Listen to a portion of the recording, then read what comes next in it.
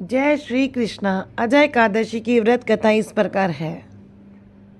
कुंती पुत्र युधिष्ठिर बोले कि हे जनार्दन, अब आप मुझे भाद्रपद मास की कृष्ण पक्ष की एकादशी के बारे में बतलाइए। उस एकादशी का क्या नाम है तथा इसकी क्या विधि है, सो सब विस्तार पूर्वक कहिए। श्री कृष्ण बोले कि हे राजन, भादों की कृष्ण पक्ष की एकादशी को अजा कहते हैं। इसके व्रत करने से समस्त पाप नष्ट हो जाते हैं। जो मनुष्य इस उपवास को विधि पूर्वक करते हैं तथा रात्रि जागरण करते हैं, उनके सभी पाप नष्ट हो जाते हैं और अंत में वे स्वर्ग को प्राप्त करते हैं।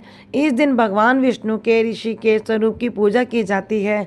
इस एकादशी व्रत की कथा के श्रवण मात्र से ही अश्वमेध यज्ञ के फल की प्राप्ति हो जाती है। इस योग और परलोक में सहाय करने वाली इस एकादशी व्रत के समान विश्व में दूसरी एकादशी नहीं है। इस एकादशी की कथा इस प्रकार है। बहुत समय पहले भगवान श्री राम के वंश में एक दानी और सत्यवादी राजा हरिश्चंद्र हुए। राजा हरिश्चंद्र इतने प्रसिद्ध सत्यवादी और धर्मात्मा थे कि उनकी कीर्ति से देवताओं के राजा इंद्र को भी ढां होने लगी। इंद्र ने महर्षि विश्वामित्र को हरिश्चंद्र की परीक्षा लेने के लिए उकसाया। इंद्र के कहने से महर्षि विश्वामित्र जी ने राजा हरिश्चंद्र को योग बल से ऐसा सपन दिखलाया कि राजा सपन में ऋषि को सब राज्य दान कर रहे हैं। दूसरे दिन महर्षि विश्वामित्र अयोध्या आए और अपना राज्य मांगने लगे। सपन में किए दान को भी राजा ने स्वीकार कर लिया और विश्वामित्र जी को सारा राज्य दे दिया। महाराज हरिश्चंद्र पृथ्वी भर के सम्राट थे। अपना पूरा राज्य उन्होंने दान कर दिया था। अब दान की हुई भूमि में रहना उचित न समझकर स्त्री तथा पुत्र के साथ वे काशी जी आ गए, क्योंकि पुराणों में यह वर्णन है कि काशी भगवान शंकर के त्रिशूल पर बसी है, अतः वह पृथ्वी में होने पर भी पृथ्वी से अलग मानी जाती है। अयोध्या से जब राजा हरिश्चंद्र जब चलने लगे तब विश्वामित्र जी ने कहा, जब तप दान आदि बिना दक्षिणा दिए सफल नहीं होते। तुमने इतना बड़ा राज्य दिया है तो उसकी दक्षिणा में 1000 सोने की मोहरें और दो। राजा हरिश्चंद्र के पास अब धन कहाँ था। राज्य दान करने के साथ राज्य का सब धन तो अपने आप दान हो चुका था। ऋषि से दक्षिणा देने के लिए 1 महीने का समय लेकर वे काशी आए। काशी में उन्होंने अपनी पत्नी रानी शैव्या को एक ब्राह्मण के हाथ बेच दिया। राजकुमार रोहितावश छोटा बालक था। प्रार्थना करने पर ब्राह्मण ने उसे अपनी माता के साथ रहने की आज्ञा दे दी। स्वयं अपने को राजा हरिश्चंद्र ने एक चंडाल के हाथ बेच दिया और इस प्रकार ऋषि विश्वामित्र को 1000 मोहरें दक्षिणा में दी। महारानी शैव्या अब ब्राह्मण के घर में दासी का काम करने लगी। चंडाल के सेवक होकर राजा हरिश्चंद्र शमशान घाट की चौकीदारी करने लगे। वहाँ जो मुर्दे जलाने के लिए लाए जाते हैं उनसे कर लेकर तब उन्हें जलाने देने का काम चंडाल ने उसे सौंपा था। एक दिन शमशान भूमि की तरफ गौतम ऋषि आ गए। राजा ने ऋषि को प्रणाम किया। गौतम ऋषि ने कहा कि तुम किसी पूर्व जन्म के पाप के कारण आपकी यह दशा हुई है। यदि तुम भाद्रपद कृष्ण एकादशी का व्रत करो और अजय एकादशी व्रत कथा सुनो तो तुम्हारा इस हालत से उद्धार हो जाएगा। राजा ने ऋषि की बात मानकर अजय एकादशी का व्रत करने लगे।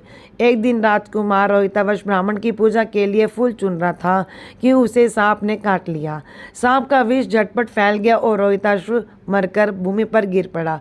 उसकी माता महारानी शैव्या को ना कोई धीरज बंधाने वाला था और ना उनके पुत्र की देह शमशान पहुंचाने वाला था। वह रोती बिलखती पुत्र की देह को हाथों पर उठाए अकेली रात के समय में शमशान पहुंची। वह पुत्र की देह को जलाने जा रही थी कि हरिश्चंद्र वहां आए और मरघट काकर मांगने लगे। बेचारी रानी के पास तो पुत्र की देह ढकने को कफन तक नहीं था। उन्होंने राजा को स्वर से पहचान लिया और गिड़गिड़ा कर कहने लगी, महाराज, यह तो आपका ही पुत्र है जो मरा पड़ा है। मेरे पास कर देने के लिए कुछ भी नहीं है। राजा हरिश्चंद्र को बड़ा दुख हुआ, किंतु वे अपने धर्म पर स्थिर रहे। उन्होंने कहा कि रानी, मैं यहाँ चंडाल का सेवक हूँ। मेरे स्वामी ने मुझे कह रखा है कि बिना कर दिए कोई यहाँ मुर्दा ना जला पावे। मैं अपने धर्म को नहीं छोड़ सकता। तुम मुझे कुछ देकर पुत्र की देह जलाओ। रानी फूट फूट कर रोने लगी और बोली, मेरे पास तो यह एक साड़ी है जिसे मैं पहने हूँ। अब आप इसी में से आधा ले लें।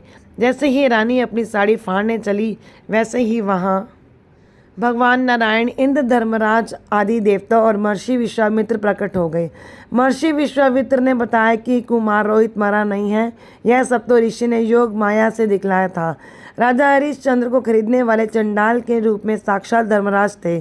सत्य साक्षात नारायण का स्वरूप है। अजय एकादशी व्रत के प्रभाव से तुम्हारे पाप नष्ट हो गए हैं। सत्य के प्रभाव से राजा हरिश्चंद्र महारानी शैव्य के साथ भगवान धाम में चले गए। महर्षि विश्वामित्र ने राजकुमार रोहितावश को अयोध्या का राजा बना दिया। अजय एकादशी के महत्व का वर्णन भगवान श्री कृष्ण ने युधिष्ठिर से भी किया था। युधिष्ठिर बोले कि हे भगवान, आप कृपा कर भाद्रपद एकादशी का वर्णन कीजिए। भगवान बोले, हे युधिष्ठिर, इस एकादशी का व्रत करने और अजय एकादशी व्रत कथा सुनने से सब पाप छूटकर दूर होते हैं और अंत में सद्गति को प्राप्त होता है। अगर आपको यह कथा अच्छी लगी हो तो चैनल को सब्सक्राइब करें और वीडियो को लाइक करें। धन्यवाद।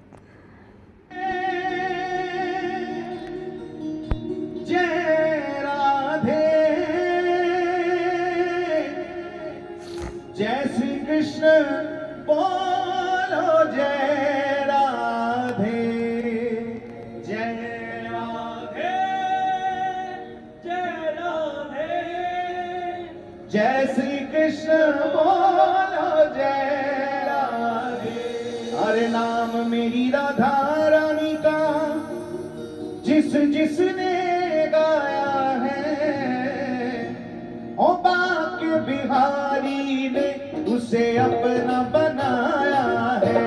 ओ बाके बिहारी ने उसे अपना बनाया है। बाके बिहारी ने उसे अपना बनाया है। ये नाम मेरी राधा रानी का जिस जिसने गाया है। राधा रानी का जिस जिसने गाया है।